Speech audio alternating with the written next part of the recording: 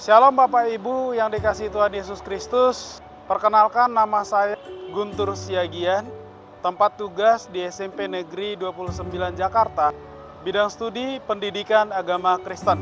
Sekaligus juga mahasiswa PPG Batch 3 di IAKN Ambon dengan nomor NIM 15202501041002.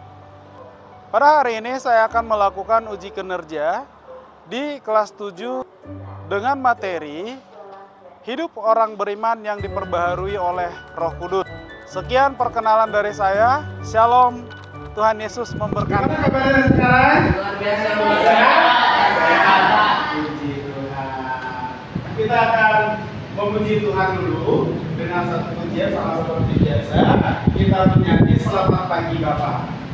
Selamat pagi Bapak, gitu ya.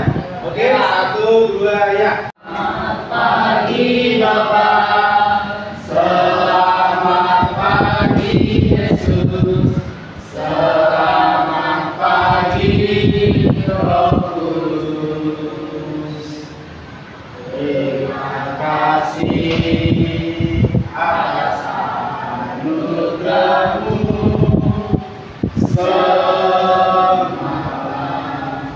Telah berlalu,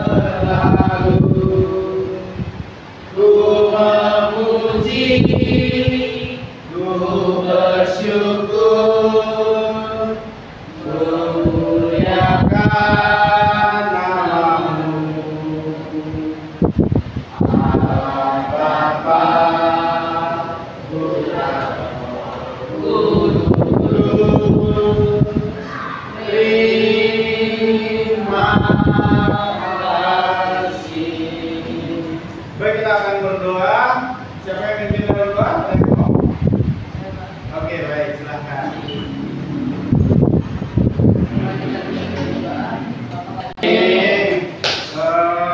Pelajaran kita, Roh Kudus memperbaharui hidup orang beriman. Nah, seperti yang tadi di dalam nyanyian kita ada, kita mengucap apa? Selamat pagi kepada siapa aja? Bapak, Yesus, Roh Kudus. Nah, selamat pagi Bapak, selamat pagi Yesus, selamat pagi Roh Kudus. Nah, di sini berarti di sinilah nanti kita mau melihat tuh apa itu Roh Kudus. Pertanyaan buat kita ya tentang Roh Kudus ini, pernahkah kita bertanya dalam diri kita nih, pengen lebih baik nih, pernah nggak sih? Saya mau berubah gitu kan? Pernah nggak ngomong itu? Ya? Ada yang bisa menceritakan kira-kira pas apa kasusnya gitu? Pak, Ya. saya pernah Pak, saya waktu itu dulu saya biasanya jelek banget Pak, di rumah cuma malesan. Tapi seiring waktu saya jadi ingin berubah Pak, jadi lebih baik. Nah, itu ya kita di sini nih. Jadi gimana ya, kenapa gitu ya? Nah, nanti kita akan pelajarin ya. Ada lagi nggak? Oh iya. Coba ceritakan. Pas saya kelas 6 dan kelas 5 itu saya emang nilainya saya ingin banget, saya bisa lebih pelajaran yang saya dulu. Saya di rumah mas-masan, belajar, tugasnya nggak dulu. Terus lama-lama mama saya bilang kepada saya, terus saya ada yang semua berubah gitu Pak. Ya, jadi hari ini kita akan belajar tentang kekuatan luar biasa yang dapat membantu kita berubah. Jadi tujuan pembelajaran kita hari ini yaitu Roh Kudus memperbaharui hidup orang beriman. Ada beberapa nanti capaiannya adalah kita mengerti apa sih peran Roh Kudus itu, gitu ya, dalam kehidupan kita. Yang kedua, tujuannya itu supaya melalui sikap kita berubah. Dan itu tadi susah berubah gimana sih Pak, ya kan? Supaya saya bisa berubah, punya kekuatan, bisa pengen banget berubah. Nah, berikutnya juga kita bisa mengerti dan memahami Roh Kudus itu bekerjanya ngapain gitu dalam hidup kita. Jadi makanya Roh Kudus itu fungsinya nanti ada mengubah pribadi kita, menghibur, menolong, dan lain sebagainya. Dan akhirnya kita juga bisa berbuah, melakukan kasih, dan lain sebagainya. Itulah capaiannya, tujuan daripada kita mempelajari ini. Kita tanya, Roh Kudus itu dari mana asalnya atau seperti apa itu? Nah, Yesus pernah memberikan janji pada waktu Yesus naik ke surga, ya. Aku kan masih tahu ya pelajaran itu ya. Yesus naik disalibkan, bangkit, habis itu dia naik ke surga dan dia memberikan janji. Yohanes 14 ayat 16. Mari kita sama-sama ya baca yuk. 1, 2, ya. Aku akan meminta kepada Bapa dan Dia akan memberikan kepadamu seorang penolong yang lain supaya Dia menyertai kamu selama-lamanya. Nih, aku akan memberikan kepadamu seorang apa? Menolong. Jadi ngapain sih kalau orang menolong? Berarti dia membantu. Kita tidak bisa, terus dia bantu, ya kan? Nah itulah dia. Karena manusia itu tidak bisa, tidak mampu, sehingga Yesus berjanji dia akan memberikan seorang penolong yang lain. Nah, sebelum Yesus itu naik ke surga, dia ada janji. Ngapain dia?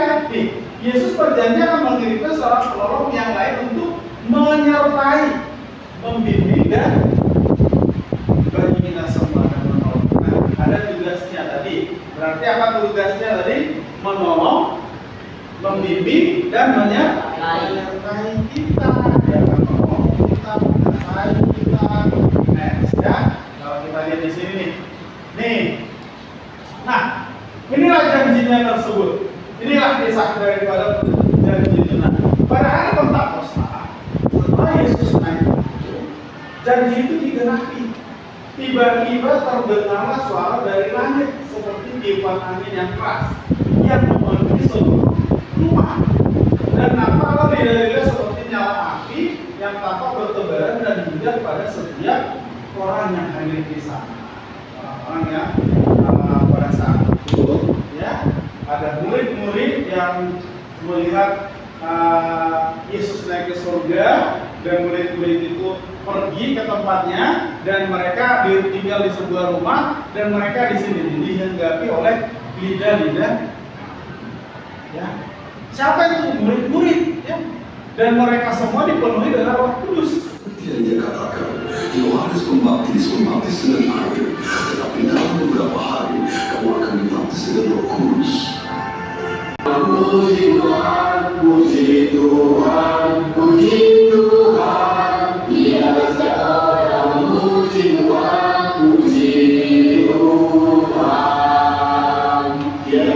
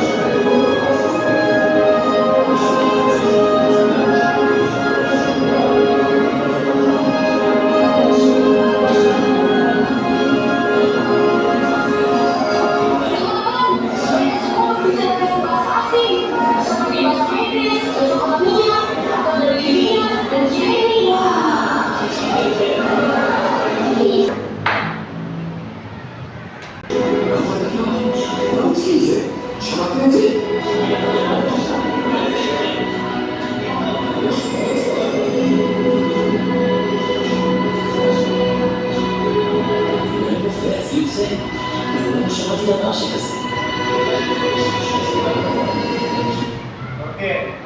Nah, dari pelajaran tersebut kita potong aja ya, teman-teman, aman kan?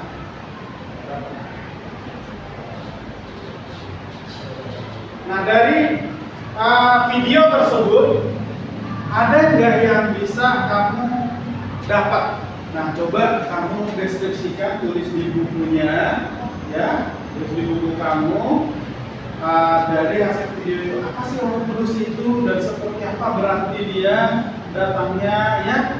Nah, coba ya, deskripsi.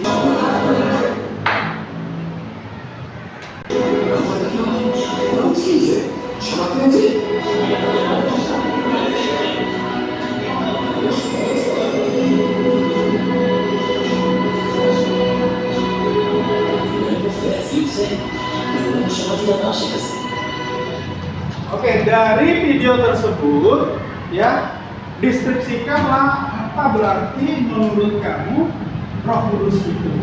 Ya, tulis nanti di situ dulu.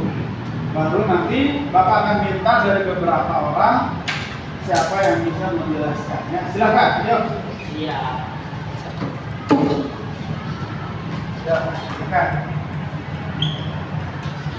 Pak, kalau jawabnya pakai handphone boleh nggak Pak? Boleh ditulis di handphonenya, boleh. Silahkan. Yuk, si Ejar dikerjakan, Ejar, dari video ini. Ayo, Pak. Dengan air, tetapi dalam beberapa hari kamu akan dibaptis dengan Roh Kudus.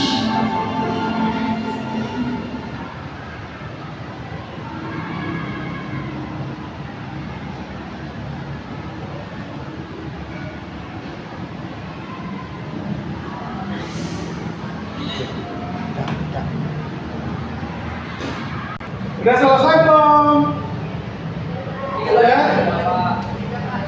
Udah? Udah, oke. Yuk, kalau gitu saya minta dari kalian yang bisa mendeskripsikan dari video yang telah kita tonton tersebut. Ayo, siapa? Oh iya, Glory. Udah. Jadi sebelum Tuhan Yesus naik ke surga, dia menjanjikan seorang penjaga berguna. Nah, seorang penjaganya yaitu Roh Kudus. Ini menjadi aksi nyata Tuhan Yesus yang tak berguna. Oke, ada lagi yang lain? Oke, silakan Valentina. Dari Pak yang dari itu Tuhan Yesus dia akan menjadikan sebuah pendalaman atau yang disebut Roh Kudus. Nah, jadi Roh Kudus itu dia yang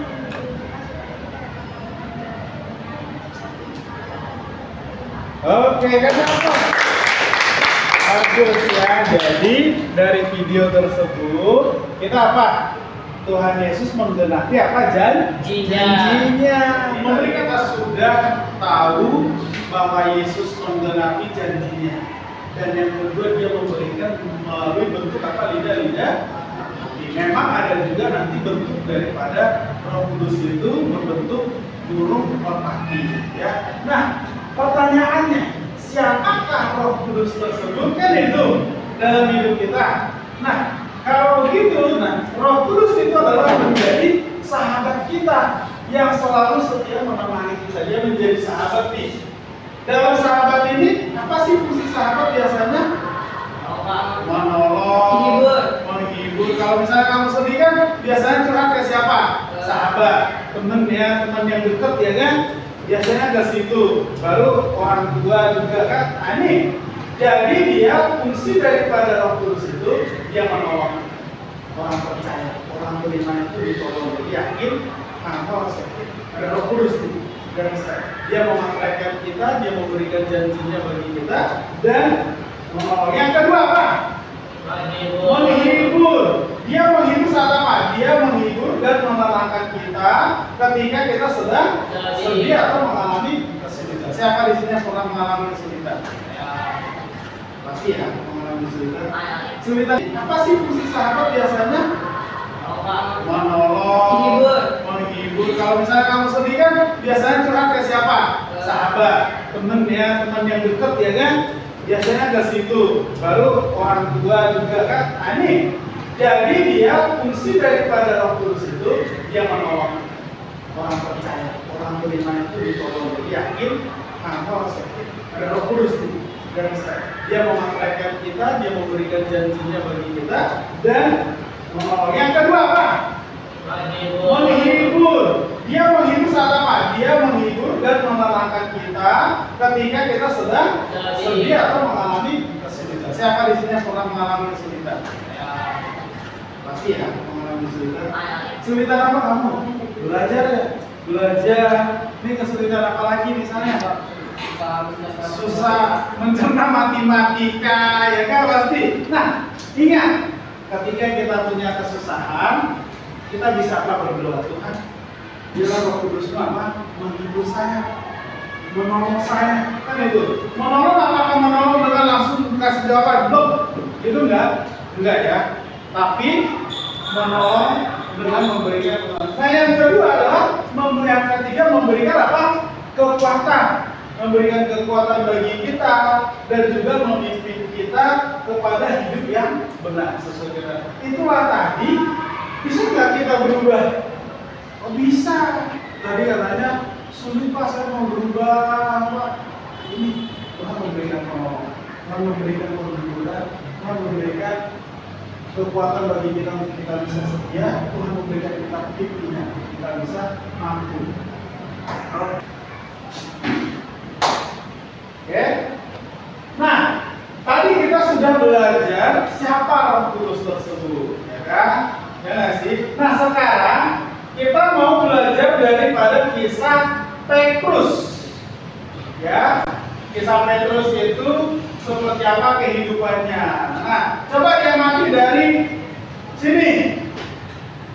Diamati dari gambar ini, ada di sini sebelum dipenuhi Roh Kudus dan di sini setelah dipenuhi Roh Kudus. Nanti Bapak minta menjelaskan atau mendeskripsikan gitu.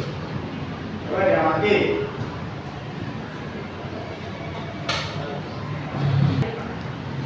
Nah, dari gambar yang tadi ini, di sini ada kisah Petrus nih.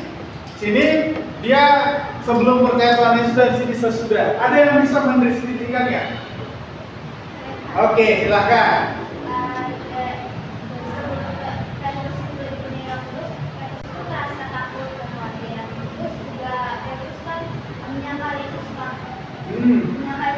Tiga kali betul.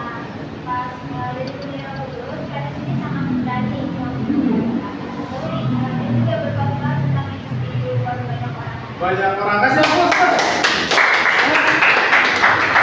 Nah, Bapak coba simpulkan. Berarti Petrus itu sebelum dipenuhi oleh Roh Kudus, dia apa? Namanya dia takut, punya rasa takut. Yang kedua, bahkan dia pernah menyangkal Tuhan Yesus berapa kali? 3 kali.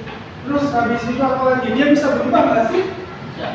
Bisa berubah. Oh, bisa. Apa perubahannya? Dia sangat berani berkhotbah. Habis itu lagi 3.000 orang percaya. Habis itu bahkan dia apa? Dia disalibkan terbalik pun dia apa? Sambil dia rela ya. Itulah pengobatan daripada si Petrus. Oke. Nah, tadi kita sudah melihat kisahnya Petrus. Sekarang kita akan melihat dari kisahnya siapa? Saulus. Nih, rupanya Saulus ini atau Paulus ini juga dipenuhi Roh Kudus. Dia diubahkan oleh Roh Kudus. Nah, di sini nanti ada perjalanannya. Dia sebelum bertemu Yesus, dia membenci, dia bahkan memarah dan lain sebagainya. Nah, sesudah dia diubah di Damsyik, dia di Damsyik, bahkan dia jatuh ke tanah dan juga mendengar suara Yesus yang mengubah hidupnya. Habis itu, nah Saulus dipenuhi Roh Kudus. Gitu. Jadi Saulus ini. Nah, sekarang tugasnya kamu coba jawab pertanyaan ini dan bentuk diskusi ya. Nih, sekarang gilirannya waktunya berdiskusi. Buat kelompok, yuk. Ini kelompoknya mau yang ini aja atau yang ini? Ini aja. Enggak. Hah? Samping aja. Ya udah, yuk. Ini kelompok, yuk. Ayo, kelompok nih. Ini gabung. Ini aja nih 2 meja sini. Ayo ini 2 meja sini. Rapatin. Apa kamu? Kesulitan apa kamu? Belajar ya? Belajar. Ini kesulitan apa lagi misalnya? Susah mencerna matematika, ya kan pasti. Nah, ingat, ketika kita punya kesusahan, kita bisa apa berdoa, Tuhan? Biarlah Roh Kudus apa? Menghibur saya, menolong saya, kan itu. Menolong apakah menolong dengan langsung kasih jawaban? Belum, itu enggak ya. Tapi menolong dengan memberikan Tuhan. Nah, yang kedua adalah yang ketiga memberikan apa? Kekuatan. Memberikan kekuatan bagi kita dan juga memimpin kita kepada hidup yang benar sesuai dengan. Itulah tadi, bisa nggak kita berubah? Oh bisa. Tadi katanya sulit Pak, saya mau berubah Pak. Ini Tuhan memberikan penolongan, Tuhan memberikan penghiburan, Tuhan memberikan kekuatan bagi kita untuk kita bisa setia, Tuhan memberikan kita pimpinan, kita bisa mampu. Nah, tadi kita sudah belajar siapa Roh Kudus tersebut, ya kan? Ya nggak sih? Nah sekarang kita mau belajar daripada kisah Petrus, ya. Nah dari gambar yang tadi ini, di sini ada kisah Petrus nih. Sini dia sebelum percaya Tuhan Yesus dan sini sesudah. Ada yang bisa mendeskripsikan ya? Oke, silakan.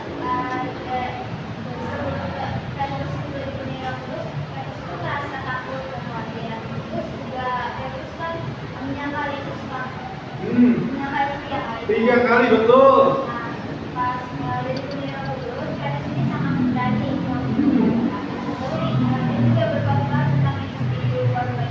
Banyak orang kasih poster. Nah, Bapak coba simpulkan. Berarti Petrus itu sebelum dipenuhi oleh Roh Kudus, dia apa? Nelayan. Dia takut, punya rasa takut. Yang kedua, bahkan dia pernah menyangkal Tuhan Yesus berapa kali? 3 kali. Terus habis itu apa lagi? Dia bisa berubah nggak sih? Bisa berubah. Oh, bisa apa perubahannya? Dia sangat berani berkhotbah. Habis itu lagi 3.000 orang percaya. Habis itu bahkan dia apa?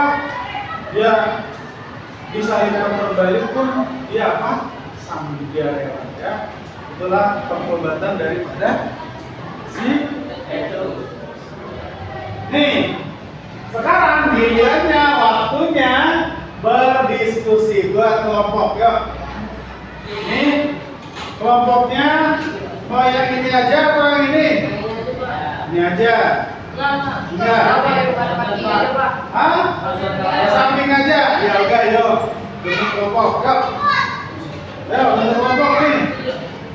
Ini gabung. Ini aja nih 2 meja sini. Ayo ini 2 meja sini. Rapatin. Oke, sudah ada yang selesai sudah? Ya. Kelompok 2, ayo maju. Kelompok 2 maju dulu. Ya, presentasi yuk. Oke.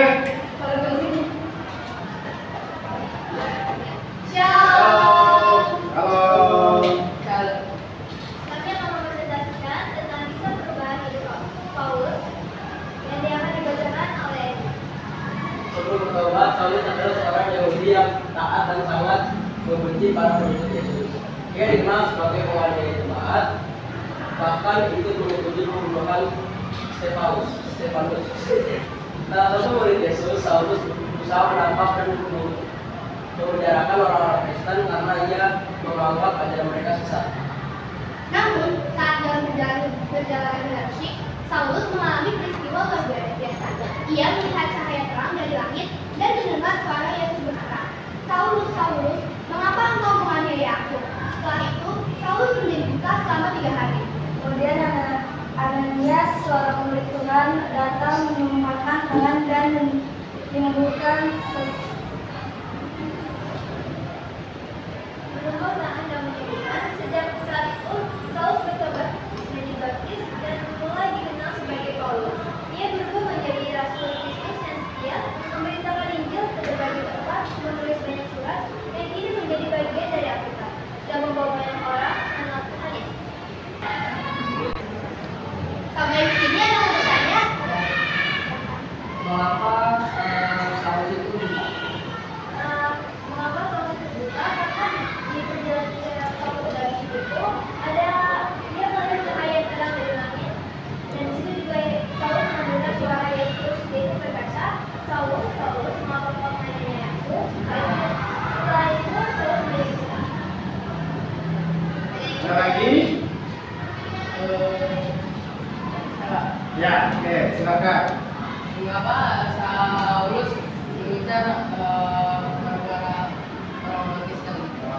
Karena Saulus tidak suka mengikut Tuhan Yesus. Ya. Ada lagi sudah? Kasih tepuk tangan dulu.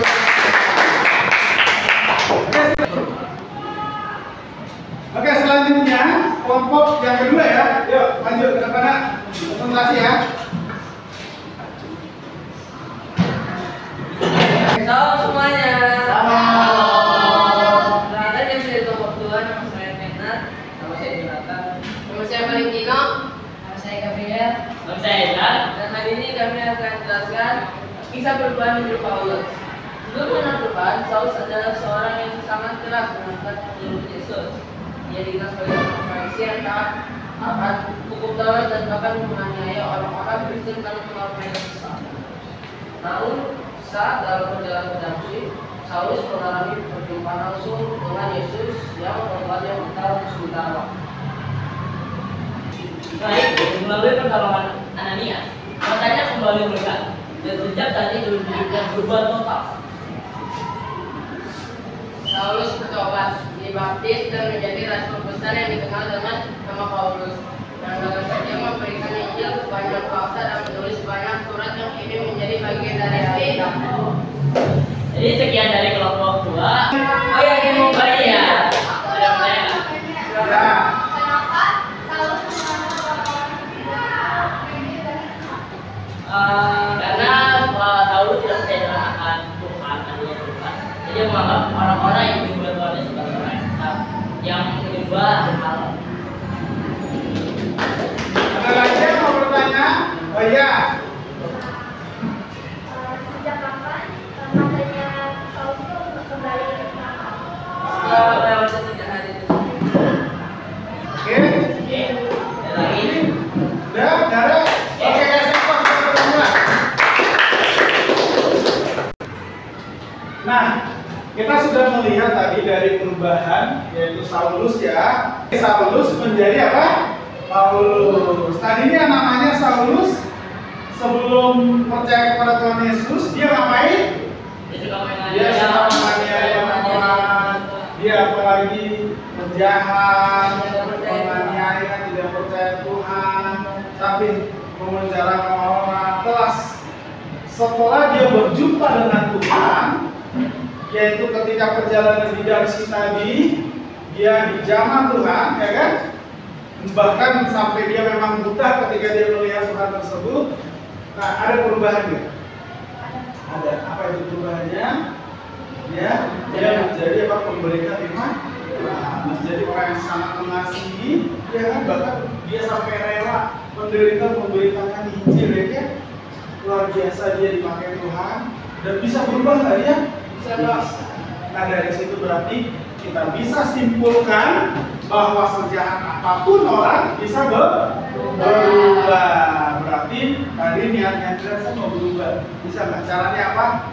Minta pertolongan Roh. Pasti kita bisa berubah. Nah, di pertanyaannya, dalam hal apa kamu ingin Roh Kudus mengubah hidupmu hari ini? Apakah dalam sikap, perkataan, atau dalam kebiasaanmu? Nah, pertanyaannya, dalam hal apa ini kita? Ada nggak yang kamu, Pak, saya mau berubah nih, Pak? Dalam hal apa? Berubah Tuhan? Ya, oke.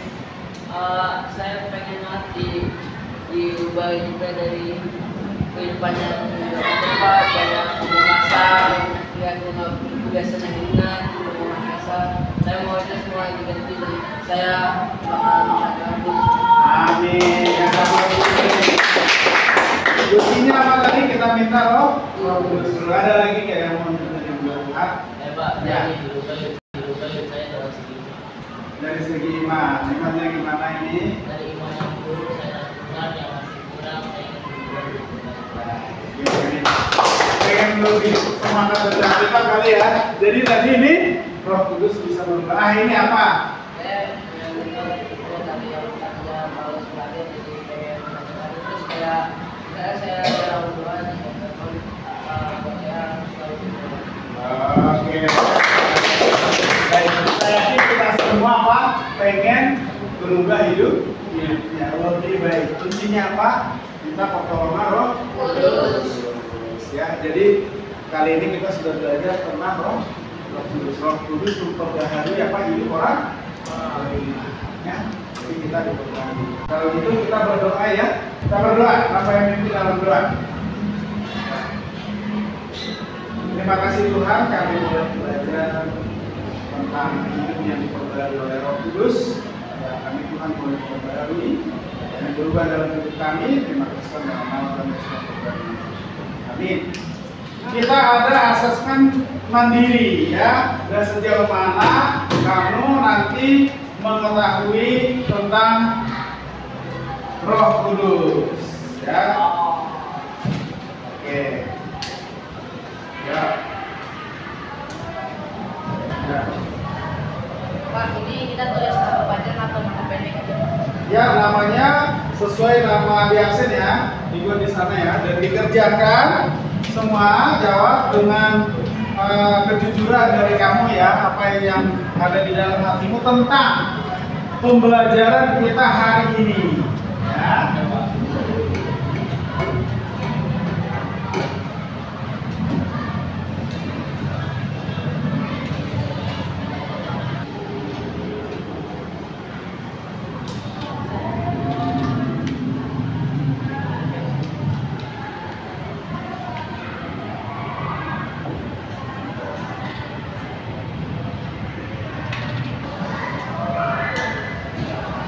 Gimana? Udah selesai? Sudah? Oke, sini saya ambil ya. Oke.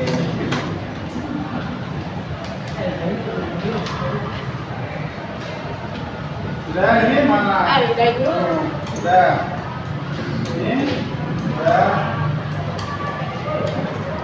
Ini mana? Sudah. Ini sudah. Oke, jadi sebelum kita pulang,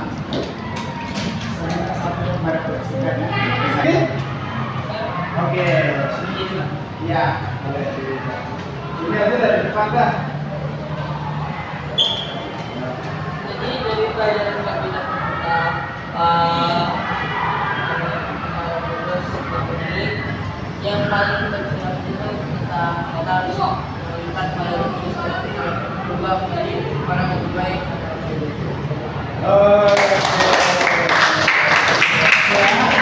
Kita berdoa kepada Tuhan, kita Kudus, kita berdoa.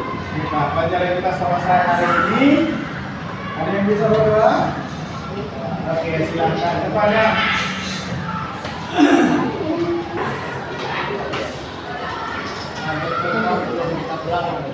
Kita pulang.